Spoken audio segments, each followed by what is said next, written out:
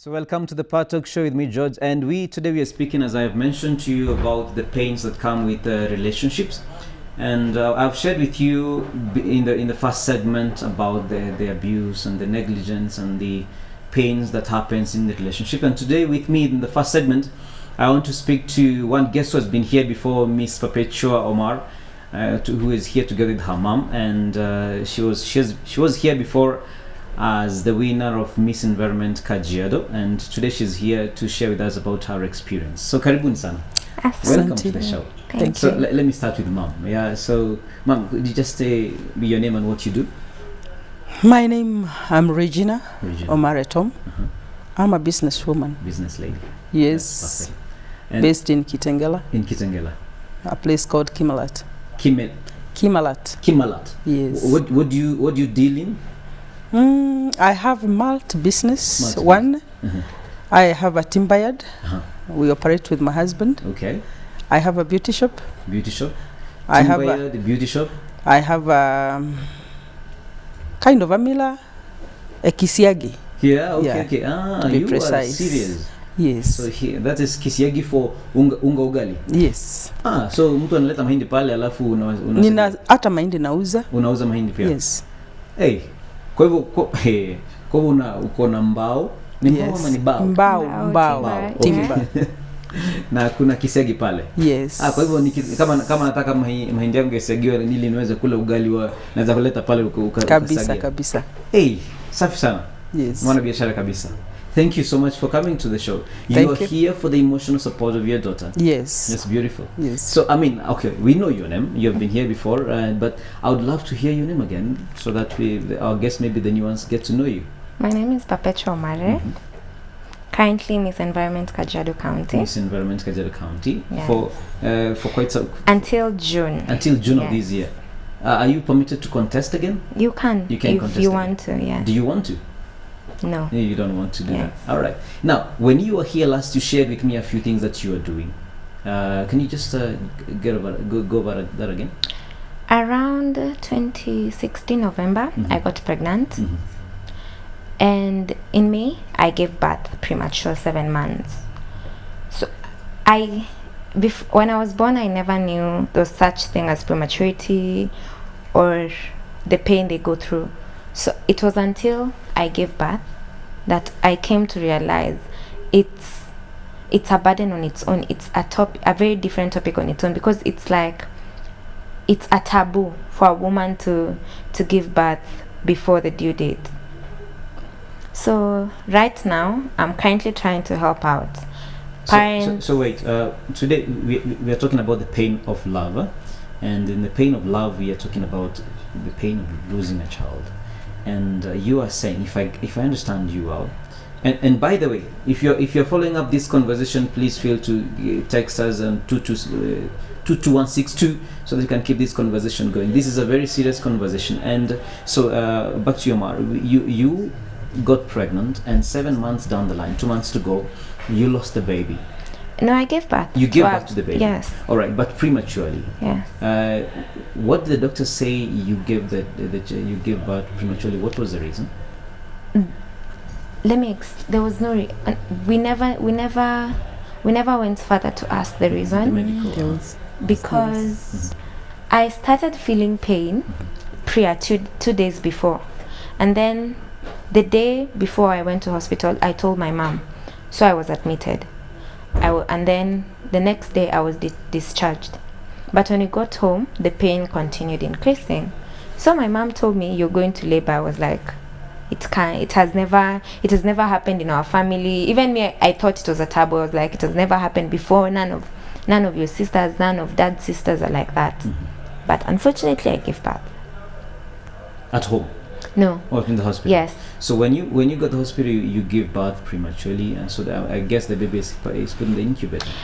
I was in Kitengela by that time, and to be honest, hospitals in Kitengela they're not all that. So I went to our family doctor, St. Paul Hospital. I gave birth, and they had to transfer the baby to Kenyatta. That time there was no incubator. The only thing was gas. And it was not the gas you expect. It was just normal gas. So before the baby got there, baridi ilikuwa ishamchapa, like a lot of things that happened Along the way. I'm sorry.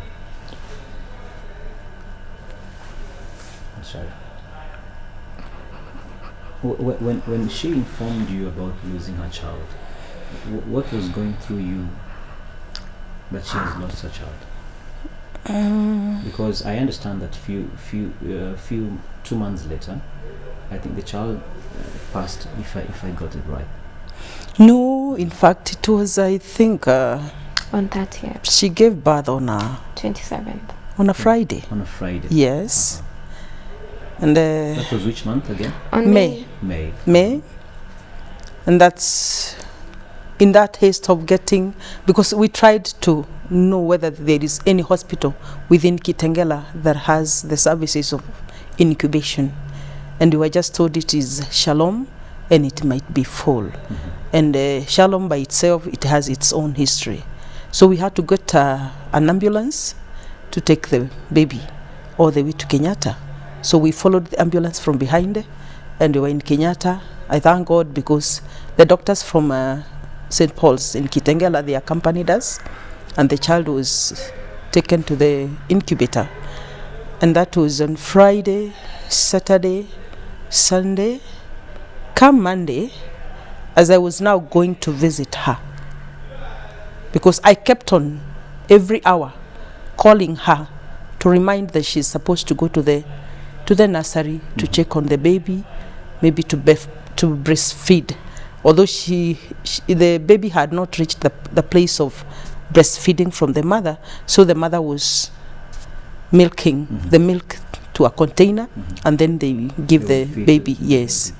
Then on that Monday, in fact, I was heading to Kenyatta. I was driving, and all of a sudden, I receive a call, and the instinct, I think they speak, the blood speaks, and my blood system tells me this, something is not right. And I just drove aside and I stopped. And when I said hello, it's only the screams. And I just told her, baby girl, take it easy, cool. And she's screaming, Mom, my baby is no more. And I told her I'm on my way. So I informed the brother, whom she's my last born, by the way, the brother that she follows. And the brother tells me, Mom, no, just come for us with the wife. And I called the dad, and we were all there in Kenyatta. This is a lot of pain, and I can see it's still. And I'm sorry I didn't provide paper towels. I should have provided paper towels for this. And it's still a very painful experience for you to it's basically last year. It's not so far back, isn't it? And how did you, what are the emotions that went through you other than the pain? Did you blame yourself, or did you feel like you were at fault? Kind of. I do not know how to, but every single day when I wake up, there are only two things. I'm not the type of person to be obsessed with anyone, but there are only two people I think about every day, my mom and my son. And to normal people, you're not supposed to think about someone who's dead. But to me, Take your time, it's okay, it's alright. But to me, he meant a lot of things. I had a reason to keep him. I would have removed him, no one will know. You know, people do it. Mom, please help me a tissue. It's alright. People normally do it. People remove pregnancy, but I had a reason to keep it. And I was, the minute you hear your child cry, for anyone who's given birth, it's something you can never explain. True. So when I lost, I went to the incubator. It was, I think, 1B. And then I just saw the hand. And I knew it was him. Like, I just knew it. I stood there like for 30 minutes, not moving. I didn't know what was going on in my head. And maybe if I did, when I was pregnant, if there are some things I would have done different, I still blame myself at times. If there's some things I would have done different, maybe he'll be alive. Or if he was booked in Aga Khan or Nairobi Hospital, he will still be alive. It's a process. You can't heal overnight or 1 year. No, you can't say that, okay, I will heal after 1 month. It's a year's process. It's quite true, quite true. And I mean, I'm sorry. I'm sorry for this experience. As you said, it's quite a painful experience. But moving forward, do you feel that you are healing? Do you feel that something is changing? Do you feel that the support from the family, from your mom, is helping you move forward? Yes, but at the same time, admitting and healing is a different thing. In high school, I used to be this Instagram cool kids, and when I got pregnant, I got a lot of negative comments from people who I thought were my friends. And losing the baby, it was like double punishment. How will I even start? This is the first time people will know my baby is dead. Like, most of my friends still think my son is alive. And for some reason, I kept, not that I didn't want to tell them, but it's a very serious, for me, it's something personal. The only thing you can break me with is my parents, my family, or my son.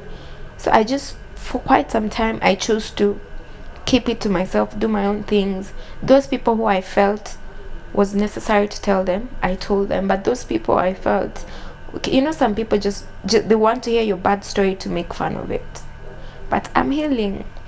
I got things I never thought I'd get in life, because after my son is when I went to contest for Miss Environment Kenya, and I have had a lot of opportunities based on my story.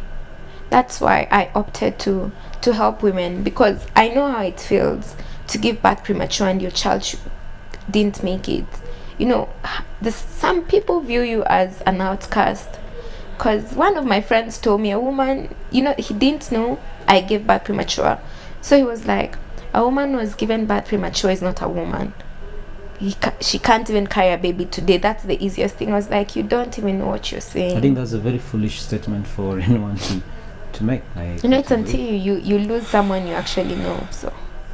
And yeah, that's I quite disagree with whoever said that. You know, I think that's I don't know what you think, but I think that being a mother, where would such statements come from? I mean, you have more experience than us here in terms of where would someone, especially a woman who knows what it is to carry a baby, why the pain of a mother, why would she go on and say a statement like that? What is in our culture that would make a woman speak like that?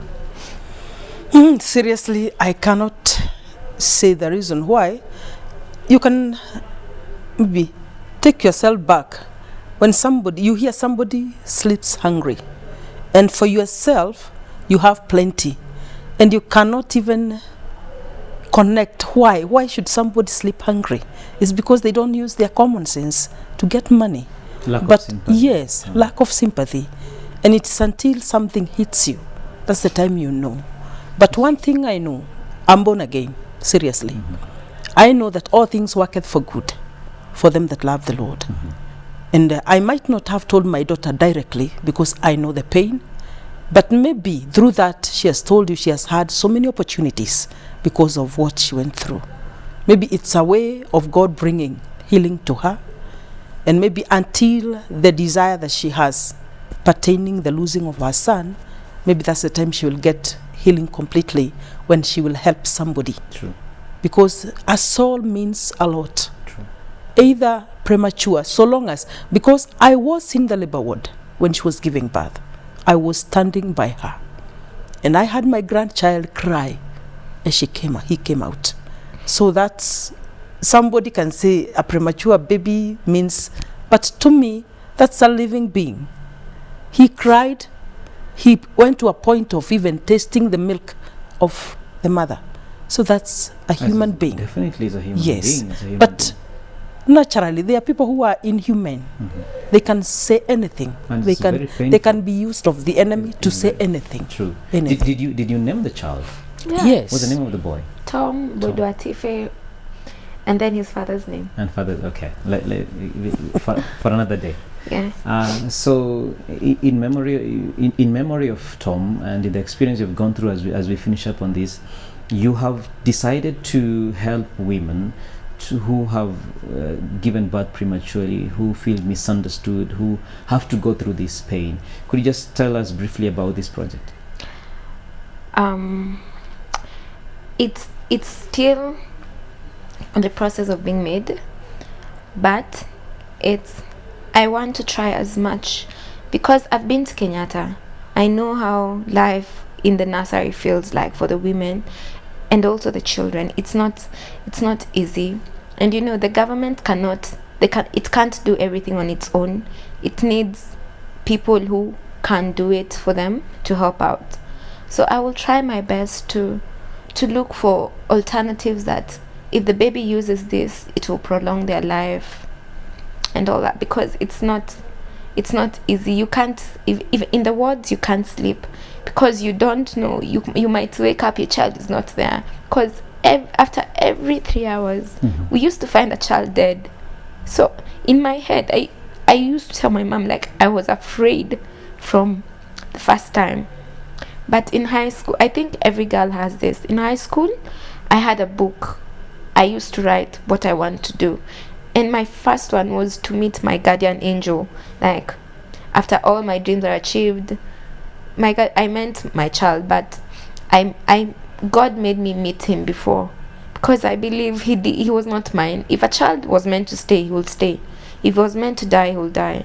Maybe God just wanted me to feel how it feels to have something of your own, and I accept whatever fate came my way. We often have to interpret things in the light of faith many times, and however difficult that is sometimes to see from God's perspective, which is sometimes does not make any sense. And as you are saying, sometimes you feel even abandoned, and you wonder, what wrong have I done? I have prayed, I've gone to church, I have fasted, I have done everything by the book, and yet it seems the people who are most faithful are the most punished. I think it's a question of faith. It's a journey of faith that we all go through, and I want to wish you the best of luck, and I want to hear your story again. I want to see how you use this experience to transform not only your life but the lives of others. And I'm sure as a mother you are proud of the journey she's making. And yes. And I want also to thank you. Even I'm sure she has mentioned this, but also to thank you for the support you've given and been with her and walked with her. And I want to wish you the very best as you continue on this journey, as we close up with this interview. But I would love to see you on this show again. Mom, you want to say something before we close? Yes. Briefly, yeah? I don't want punishment from God for me is not there. True. Because the Bible says that all things, good or bad, they do happen for the good of them that love the Lord. If my Savior Christ Jesus went through, so when I go through, it's not a punishment. It's that God is preparing me. Because now for my daughter, if she will take her plans, because I know what she intends to do, it's until you feel it. Experience is good. Some things we say theoretically, but when you go through practical, you can give a service of substance. So if she's gonna support a premature baby, a mother who has gone through prematurity, she feels it from her heart, not just because people are helping. No, she will help from heart. Yes. Thank you so much. Thank you so much for that. And I really appreciate Miss Regina and Miss Perpetua, mom and daughter. Thank you for coming and sharing your story with us. And this is your second time, and I hope to see you third and fourth and fifth time. You're always welcome, right? So those have been my guests. I hope you've been touched by this experience of Miss Omar and also her story and her witness. And if you're also going through this, do not hesitate to look for help, and I hope you have the courage also to heal and to continue moving on. We're going to have a short break right now, and we'll come back with the last and final segment of the Power Talk Show.